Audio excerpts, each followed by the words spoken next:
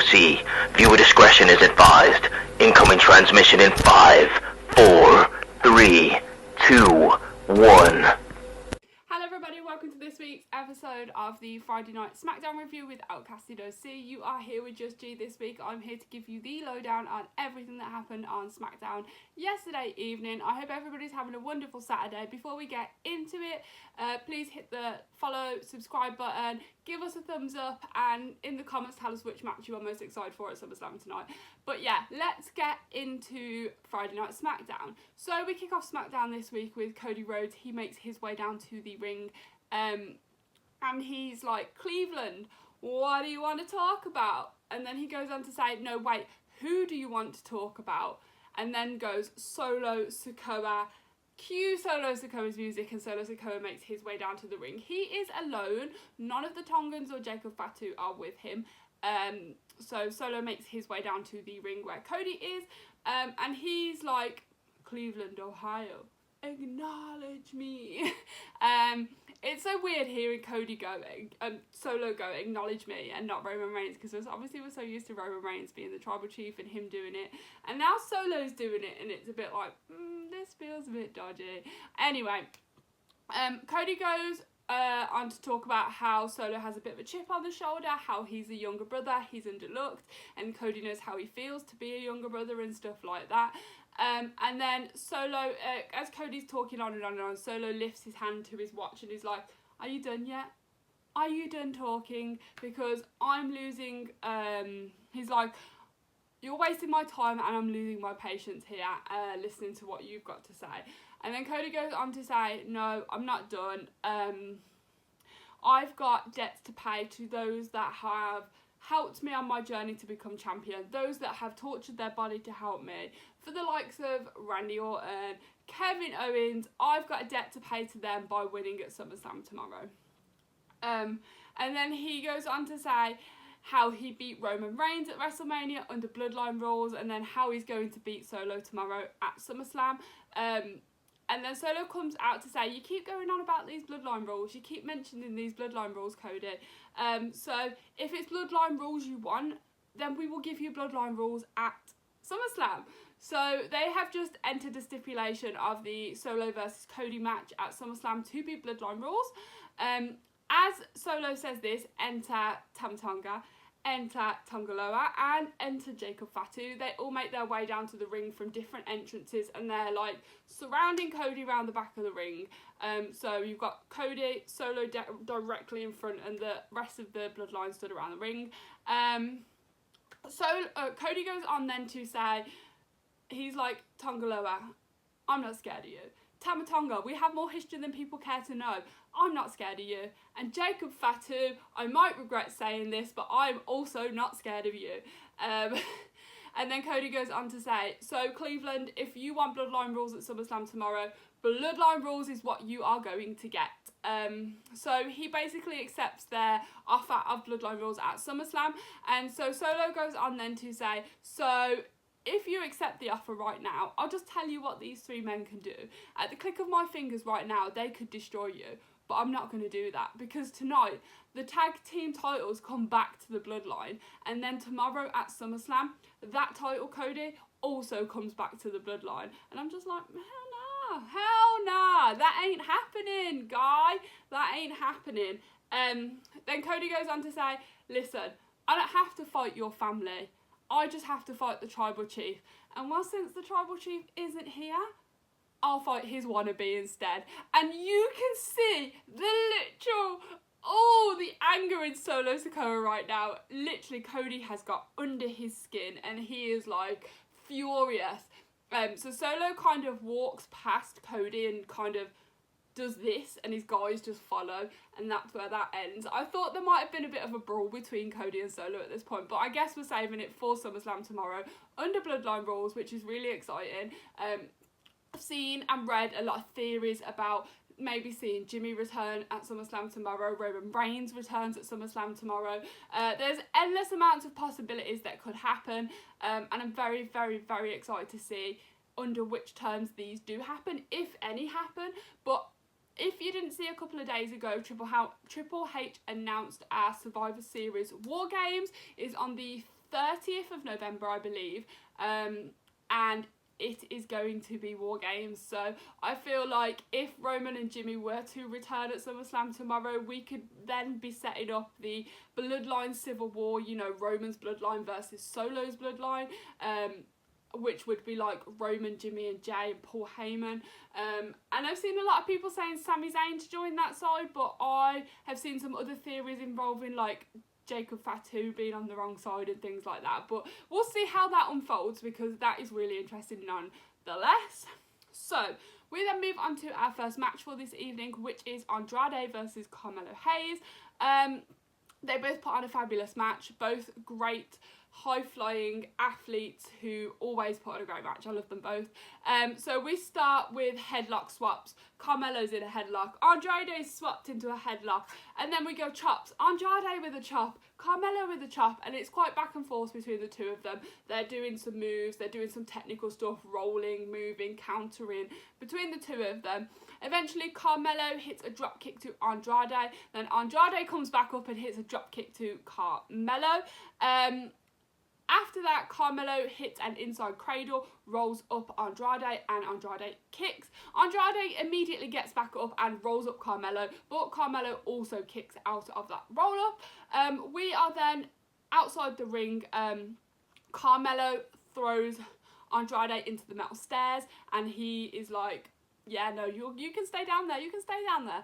At this point then, Melo is trying to get Andrade into an arm lock in the middle of the mat. However, Andrade manages to counter, and he kind of twists himself up and then goes for a few punches to Carmelo's abdomen. At this point then, there's a lot of back and forth and counters from the two. Then nobody's really in control. Punches from one to another, clotheslines from one to another. Just a lot of movement and a lot of going on. Eventually then, at this point, Andrade throws Carmelo out of the ring over the ropes. He jumps up onto the ropes and does a backflip into Carmelo out of the ropes. He picks up Carmelo, throws him back into the ring, and as he jumps up, he goes to make a move towards Carmelo, but Carmelo has already noticed this and he counters with a face buster. He goes for cover on Andrade, but Andrade kicks out. Both of them are so tired at this point, you can see it. Andrade manages to get the strength to get up, and he goes for a double moonsault. So he does a moonsault, lands, but Carmelo has rolled out the way. So he flips again, but hits Carmelo. So it's like a moonsault into a flip. So that was really cool. He goes for cover on Carmelo at this point, but Carmelo kicks out. Andrade then gets Carmelo in a leg lock. However, you can see Carmelo trying to pull over to the ropes to break it. He eventually manages to grab the ropes for the break, so the ref breaks up that leg lock. Andrade goes to look to do the messenger, but Melo has already countered with a roll up to Andrade. Andrade kicks into another roll up. He goes from a kick into a roll, and he rolls into Melo in a cover. 1, 2, 3. Andrade wins this match. There was a lot going on in this match. A lot, the wrestlers that were wrestling were so technical and high fly that you couldn't keep up. You just couldn't keep up. There was so much going on. It was like counter here, counter there, counter here, counter there. But it was a good match, and I really, really enjoyed it. Obviously with Andrade being our speed champion as well at the moment, which is really cool. So yeah, I really enjoyed that. So we go on to our next match for the evening, which is Santos versus Apollo Crews. Santos does come down with Legado del Fantasma, and Apollo Crews is accompanied by Baron Corbin. So we have Santos and Apollo in ring, and then obviously Baron and all of Legado around the ring doing whatever they will do. It was quite a short match. It wasn't a very long-lived match, to be honest. Santos is straight onto Apollo. He's going. Drop kick, punches, hits, and Apollo Crews doesn't have a chance to counter. He doesn't know where Santos is coming from. He's just going for it. He does go for a cover, but Apollo Crews does kick out. Santos then goes for a backbreaker to Apollo Crews. He goes for a cover again, but Apollo Crews again kicks out. There's a lot of back and forth at this point then, and some interferences from Elektra Lopez and stuff that the ref doesn't see. But then Baron Corbin decides to get involved, and he starts going for Humberto and that. Apollo finally gets in. He slams Santos, multiple clotheslines to a drop kick. He then goes for a gorilla slam, a gorilla press slam, and a moonsault into cover, but Santos kicks. However, Santos then manages to hit his finisher move of the Phantom Driver. 1, 2, 3. Santos has won this match. Apollo Crews is out for the count. He is out for it. He's done. As I said, it wasn't much of a long-lived match. However, we did see a section where Baron Corbin's leg was grabbed from under the ring, but all of Legado del Fantasma were all outside the ring, but that gave them chance to like hit in on Baron Corbin, but we didn't see who it was or what happened, so I'm not sure if somebody's joining or helping out Legado del Fantasma. Not entirely sure what's going on there, but yeah. Regardless, Santos won that match. We then move on to our Logan Paul section for the evening. So we have Nick Aldis stood in ring with 3 Cleveland people.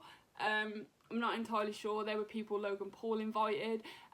So Logan Paul makes his way down to the ring and he's like, Cleveland, I'm home. There's a lot of mixed reaction from the crowd, a lot of boos. There was some cheers, there was some boos. There was a very mixed reaction for Logan Paul this time, I must say. And he's like, I've never met someone, LA Knight, someone so desperate to take my title from me. And he's like, you're delusional thinking you're going to take my title, my United States Championship from me, in my hometown, because that's not going to happen. He's like, LA Knight has so many fans because they can relate to LA Knight. They are tryhards that have got nowhere. And he's like, I can't relate to any of you. But nonetheless, these 3 people I've invited as Cleveland representatives. And Nick Aldis then butts in and is like, but Logan, I went to look up these people's names and they were nobodies. And Logan's like, no, I've invited them here. They are Cleveland representatives. And to honour me, we are going to have a big banner of me put up in the stadium so people can remember my achievements as a Cleveland representative and stuff. So without further ado, show the banner. This giant banner of Logan Paul drops down next to the ring and it has been graffitied on. I guess you guys can guess what it's been graffitied on with. It just has a giant yeah across Logan Paul's face. And you can see the shock in Logan Paul's face. He's like, what? Who's defaced me? Of course it's none other than LA Knight. So yeah, LA Knight comes out and he is 24 hours from losing that title and this is all that's happened to you. You've had a banner defaced. You're lucky that that is all that has happened to you and I haven't done more. And LA Knight is like, okay, yeah, we may have defaced your banner. Maybe I can go and find you a new one to apologise or something. So LA Knight walks out to the backstage and he's walking along going, have you seen a banner? Is there some material here? Where can we find something? And then he stops and talks to Pretty Deadly and then carries on. He's looking for some kind of banner or material and then he goes, I see something. Logan Paul's Prime car. His car that has the Prime logo all over it. And then he says some stuff about Logan Paul and Logan Paul's like, no, not the car. He belts it down the ramp. He runs backstage. He's going towards LA Knight. And LA Knight's like, within 2 or 3 seconds, you're going to see Logan Paul running here to save his car. Yeah, there he comes. LA Knight jumps in the car and he drives off with Logan Paul's car. It was quite funny, to be fair. It was, I wonder what LA Knight would do with that car, if anything. He just basically hijacked Logan Paul's Prime car. So yeah, I'm excited for this fuel. I'm excited for the fuel. I'm excited for the fuel this feud is bringing. That was a tongue twister, if any. I'm really excited for this feud. I think it's LA Knight's time. I really do think it's time for him to win. However, I was betting for Logan Paul because I think if any of the mid-card titles are going to change at SummerSlam, I think Bron Breakker winning the IC is probably the one. So I do have Logan to win this, but I would like to see LA Knight win. Anyway, moving on to our next match for this evening is our Women's Tag Team Champion match with our current Tag Team Champions, Unholy Union, Alba Fyre and Isla Dawn versus Jade Cargill and Bianca Belair. So they all make their way down to the ring. Before the bell has even ring, Isla and Alba are going for a cheap shot on Bianca Belair and Jade Cargill, but it backfired because they managed to counter and throw them out. Okay, so we start this match with Jade Cargill and Isla Dawn. Jade is straight in there. She goes for a back breakout to Isla Dawn. Isla is then covered but manages to kick out. She then gets Isla Dawn in the corner where in Jade and Bianca's corner. She's going for it. She then tags in Bianca. Bianca jumps in. Multiple kicks to Isla in the corner. Bianca then goes into the middle of the ring and attempts to like lift Isla, but Alba's like, nah. She runs in, pulls Isla Dawn down to stop Bianca from doing any damage. As this happens, Jade is then like, nah, I'm not having this. She comes in and they are going at it, all four of them in the ring, ending in a double gorilla press from Jade and Bianca to Isla and Alba Dawn. They roll out the ring and then we go back and forth a little bit. We are back in the ring then with Jade and Alba Fire. They are going at each other. Jade is then trying to tag in Bianca, but she's being pulled back by Alba Fire. At this point, she turns and she kind of kicks Alba off her and manages to tag Bianca in. But as she goes to tag Bianca in, Isla Dawn pulls Bianca down and the tag actually misses. She doesn't even get her because Bianca's been pulled out of the way. So Alba, there is multiple punches from Alba to Jade. Punches, kicks. Jade is looking like she's so out of breath and she's not ready to get back up. She's like, I needed to tag Bianca in at this point. Isla is then tagged in from Alba and they go for a swanton combination to Jade, which looks really, really cool in the moment. If you didn't see it, you need to go and watch it because it was pretty cool. We then have Jade covered, but Jade manages to kick out. Isla and Alba go for a suplex to Jade, but Jade manages to counter and she actually double suplexes them. She then rolls out and manages to tag Bianca in at this point. They both then go for a double crossbody to Alba and Isla. A virtual suplex to Alba Fire. Bianca throws both Alba and Isla into the corner, then she jumps up mid-rope, punch after punch after punch to both of them, the crowd doing their usual 1, 2, 3. I think she gets to about 11 and Alba manages to duck under and pull her away. At this point then, Jade has dragged Isla Dawn outside of the ring and they are going for it outside of the ring. So you've got Alba Fire and Bianca in ring going at it.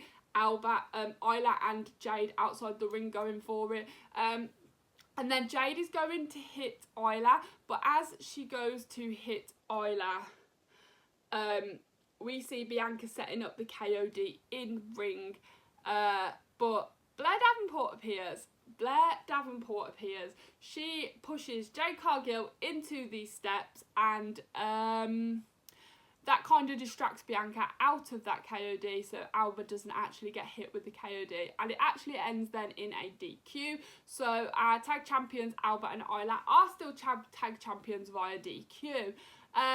We then see Blair Davenport teaming up with Isla and Alba to take out Jade and Bianca. But yeah, there was a lot going on there. I'm really confused why Blair was helping Isla and Alba. Is this some kind of new 3-faction building, or is she just there to help? I don't know. I'm excited to see where it goes regardless. I don't know what I think. I think it's going to be interesting to see where it goes. I do think we need a few more women's factions, but they need to be correctly used. Obviously look at what happened to damage control. I mean, we have damage control, but we only have like a couple of women's tag teams, so it'd be nice to see another 3 so we can have 3-on-3s and stuff. But yeah, either way, we still have Isla and Alba as tag champions. So we move to backstage for a moment and we see Tiffany Stratton holding her destroyed Money in the Bank briefcase, and Nia Jax appears and she's like, Tiff, I've got a present for you, and it is a new custom Money in the Bank briefcase. I will insert a picture here. I love this briefcase. It is everything Tiffany Stratton represents. Pink, glittery, beautiful. It has a strap so she doesn't have to hold it. She can put it over her shoulder. It was pretty cool. It is already up and out on the Euro shop and the WWE shop. I have it in my cart, but I'm unsure whether I'm going to purchase it at this point because it's on pre-order for December, which is 4 months away. So I could buy it now, but I'm waiting till December to get it. But then I don't want to wait a bit longer and it sell out and I can't get it. So I need to make that decision now whether I'm going to purchase it or not. But I would like this to sit up here in my backdrop because I think it's beautiful. Okay, so we then move on to our final match for this evening, which is another tag team match. It is against our tag team champions DIY, Johnny Gargano and Tommaso Ciampa, and Jacob Fatu and Tama Tonga. This match was all over the place. There was so much going on in this match. I could not keep up with it.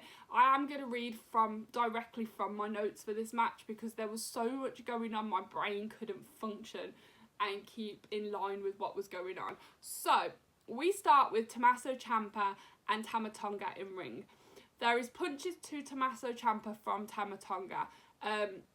He then slams Ciampa into the mat and it looked painful. I won't get that. So we then end up with Jacob Fatu in the ring and he's going in on Tommaso Ciampa. And then they both decide that they've had enough and they tag in Johnny Gargano and Tama Tonga. Johnny goes for a double clothesline to Tama Tonga. So it's like one clothesline, then another clothesline. And then he goes for a drop kick to Tama Tonga, and then he goes for a drop kick to Jacob because he's just stood there and why not. He throws Jacob out of the ropes down for the ring. He jumps over the ropes and then dives through the ropes onto Tama Tonga. He goes for a cover, but Tama Tonga kicks. There is a lot of back and forth between all four of them during this match, and then we have Tanga Loa and Solo Sikoa stood over by the announce table watching everything that's going on. Tommaso Ciampa is tagged in. He goes for a double kick to Tama Tonga, then goes for an air raid crash to Tama Tonga. He covers Tama Tonga, but Tama Tonga kicks out. Ciampa on Tama Tonga. Jacob tags himself in from behind. So we've got Tama Tonga and Ciampa at it. He taps Tama Tonga's back. Ciampa didn't see that Jacob Fatu had tagged himself in, so he jumps in the ring, he takes out Ciampa, and yeah, so at this point Ciampa's out for the count. Tama Tonga tags himself back in, and he goes for a frog splash off the top ropes to Ciampa. He covers, but Johnny Gargano manages to jump in and break that cover. Tama looks away and Ciampa then jumps up and rolls him, but Tama Tonga kicks out. So we then have Johnny Gargano tagged in, and Ciampa and Johnny Gargano go for the shatter machine to Tama Tonga. Tama Loa then jumps up on the ringside, distracts the ref. We've got we've got Tama Tonga out in the middle of the ring after being hit by the shatter machine. Johnny in one corner, Ciampa in the other corner. Tama Loa jumps up and distracts the ref on the side of the apron, and then over the back corner, Solo Sikoa jumps up, hits a Samoan spike to Ciampa. Ciampa is out, he falls, he's gone, he rolled, he's on the floor by the announce table at this point, holding his throat from the pain from the Samoan spike. Then Tama then takes out Johnny Gargano. He covers, but Johnny kicks out, and Tama is in shock at this point. He doesn't know why or how Johnny Gargano managed to kick out.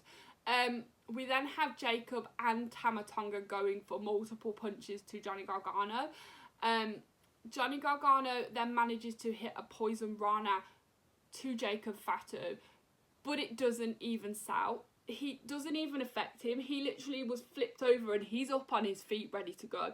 It did nothing to him. So Johnny Gargano turns around to Jake to see what damage he's done with this Poison Rana to Jacob Fatu. And Jacob Fatu's like, nah. He kicks Johnny Gargano into a Samoan drop, into a moonsault, into a corkscrew DDT. One after another.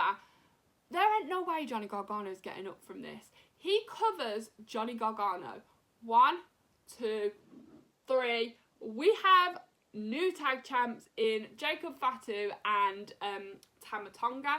I'm a little bit upset. I am a little bit upset because DIY have had the bouts for what, about a month, and I was really excited for them guys because they had their time, they deserved their time. But I suppose this is how things go. We have short reigns, we have long reigns, you know. They may get a chance again in the future, but I feel like this is going to add to the Bloodline story because I don't think Solo's winning tomorrow, even though he's adamant he's winning. But anyway, they hand the belt straight to Solo. Solo puts both the belts over his shoulder, looking like some wannabe Roman Reigns undisputed tribal chief. And that's where SmackDown ends this week. But yeah, that was pretty cool. So we have obviously SummerSlam tomorrow with our 7 matches. I'm really excited. Myself and Courtney will be live on the Outcasted YouTube for SummerSlam tomorrow. So if you want to chat with us and get our immediate reactions, then that's where we will be. So yeah, drop in the comments your predictions as well for SummerSlam. We would love to know. Make sure you go follow all our other socials. We are on Twitter or X, Instagram and TikTok. Everything is down below in the caption. All of our individual socials are down below in the caption as well. And then make sure you stay tuned for the upcoming stuff next week and our August podcast. So we will of course have a Raw review from Courtney on Tuesday. We will have a NXT review, a double NXT review from Reese on Wednesday for the 2 nights of the NXT pay-per-view. And then of course we will have our podcast next Thursday, which will be a SummerSlam afterthoughts and aftermath discussion where we will discuss the matches and anything that happened on Monday Night Raw after. So yeah, that's everything from me this week. So yeah, make sure you hit that follow or subscribe button, like the video, give us a big thumbs up if you like this, and I will see you for the next one. Bye.